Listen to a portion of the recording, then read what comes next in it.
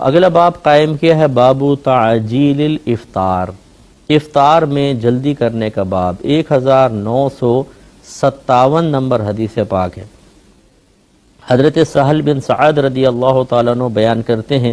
کہ رسول اللہ صلی اللہ علیہ وسلم نے ارشاد فرمایا کہ لوگ اس وقت تک ہمیشہ خیر سے رہیں گے جب تک افطار میں جلدی کرتے رہیں گے۔ تو مراد یہ ہے کہ اطمینان بس ہو جائے کہ غروب آفتاب ہو گیا، اب مزید تاخیر کرنا ٹھیک نہیں ہے، کیونکہ یہ یہود و نصارہ سے ایک طرح سے مشابہت بھی ہے ایک روایت کے مطابق، تو اس لیے افطار میں جلدی کرنی چاہیے۔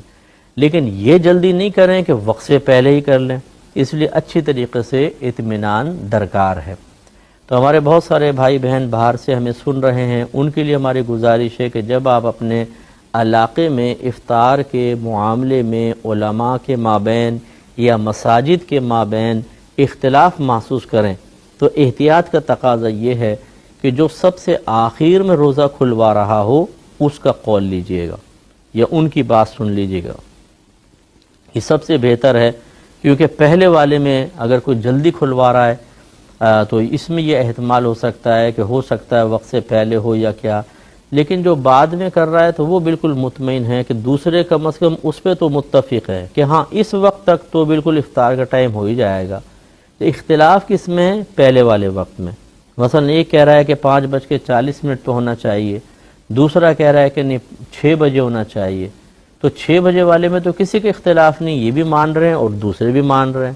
لیکن پہلے والے میں اختلاف ہے، دوسرے والے اس کو نہیں تسلیم کر رہے کہ نہیں تم 20 منٹ پہلے روزہ کھلوا رہے ہو اور مسئلہ پیدا ہو رہا ہے، تو مختلف ہی چیز کو چھوڑیں، متفقن علیہ پر آ جایا کریں۔ اسی طریقے سے پھر جو چینلز وغیرہ پہ لوگ بیٹھے ہوتے ہیں، مختلف ٹی وی چینلز پر بعض اوقات 1 منٹ کا فرق بھی دیکھا گیا ہے یا آدھا منٹ کا فرق ہوتا ہے، تو ہمیشہ اطمینان سے رہیے، سائرن پہ نہ کھولیں،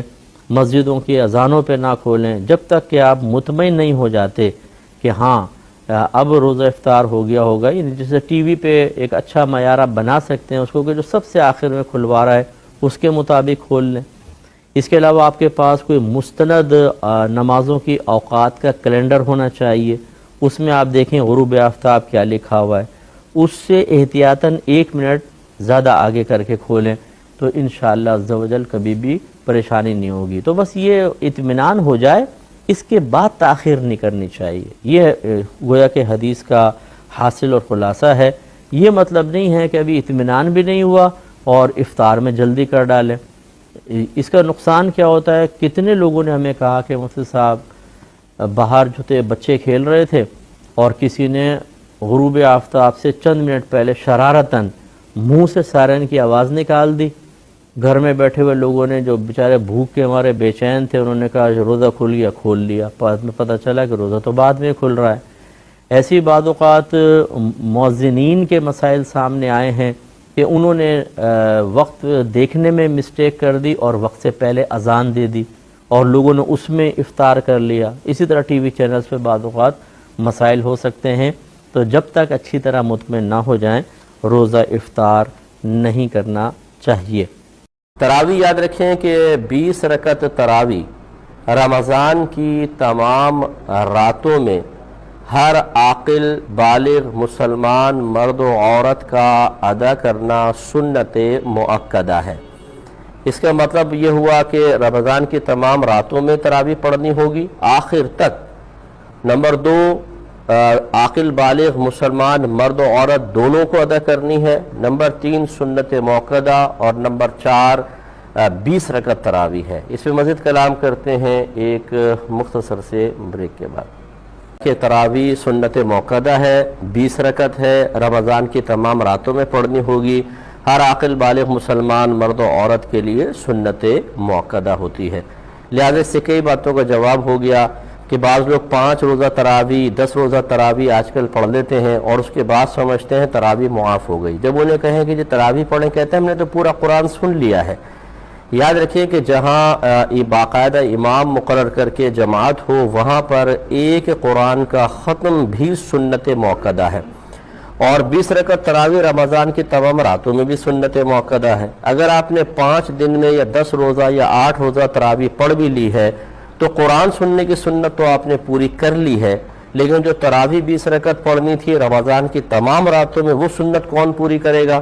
تو یہ بڑی خطرناک صورتحال ہے کہ لوگ سمجھتے ہیں کہ ہم نے قرآن سن لیا، اب ہم پر تراویح معاف ہو گئی ہے، اور وہ ادا نہیں کرتے ہیں، گناہگار ہوں گے۔ اس طرح پتہ چلا کہ خواتین کے لیے بھی سنت موقدہ ہے، یہ صرف مردوں کی نماز نہیں ہے بلکہ بہنیں بھی اپنے گھر میں 20 رکعت تراویح باقاعدہ سورتوں سے پڑھیں گی، اور چھوٹی چھوٹی صورتوں کے ذریعے پوری کر لیں۔ ان میں ترتیب ضروری نہیں ہے، تب ہر رکعت میں ایک دفعہ الحمد شریف اور سورہ اخلاص پڑھ لیں، تمام رکعتوں میں کوئی مسئلہ نہیں ہے، بالکل کامل و اکمل نماز ہوگی۔ اسی طریقے سے یاد رکھیں کہ تراویح کی جماعت سنت مؤکدہ علی الکفایہ ہے، یعنی اگر محلے میں سے چند لوگ بھی مسجد میں آ گئے، جماعت قائم کر لی تو کافی ہے، تمام کا مسجد میں آنا یا جماعت قائم کرنا لازم نہیں ہے۔ لیکن میں یہ کوئی ترغیب نہیں دے رہا ہوں کہ آپ اپنے گھر میں پڑھ سکتے ہیں، بس حکم بیان کرنا مقصود ہے۔ افضل یہی ہے کہ آپ مسجد میں تشریف لائیں، باقاعدہ جماعت کے ساتھ ہی نماز پڑھیں، لیکن اگر بالفرض کوئی سستی کرتا ہے، کسی دن جماعت کے لیے نہیں آتا اور وہ گھر میں نماز پڑھ لیتا ہے تو گناہگار نہیں ہوگا، کیونکہ تراویح کی جماعت سنت موقدہ تو ہے لیکن علی الکفایہ۔ علی الکفایہ وہی عبادت ہوتی ہے کہ بہت سارے لوگوں کی طرف سے اگر ان لوگوں میں سے چند لوگ بھی ادا کر لیں تو سب کے سب بری الذمہ ہو جاتے ہیں۔